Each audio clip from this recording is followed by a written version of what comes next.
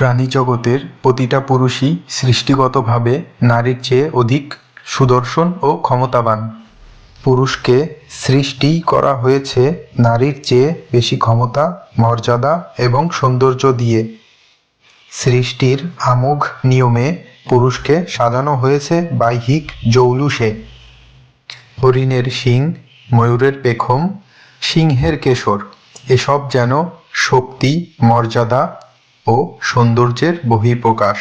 কিন্তু এই সমস্ত সাজ সজ্জা, গৌরব ও দম্ভ শেষ পর্যন্ত বাঁধা থাকে এক কেন্দ্রের সাথে।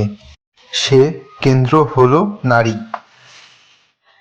পুরুষ দৌড়ে চলে, লড়ে, শোভিত হয়, কিন্তু তার সমস্ত প্রয়াসের দিকনির্দেশ আসে নারীর আকর্ষণ, নারীর উপস্থিতি, নারীর সম্মতির ভেতর থেকে।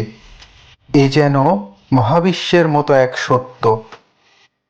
সূর্য যতই উজ্জ্বল হোক, তার আলোকে অর্থ দেয় পৃথিবীর বুকে জন্ম নেওয়া জীবন। তেমনি পুরুষ যতই স্বাবলম্বী হোক, জীবনের আসল ধারক হয়ে ওঠে নারী। বাহ্যিক শক্তি পুরুষকে মহত্বের প্রতীক করে, কিন্তু অন্তর্নিহিত শক্তি নারীকে বানায় সৃষ্টির কেন্দ্রবিন্দু। শেষ কথা, পুরুষ হল সৌন্দর্যের প্রদর্শনী,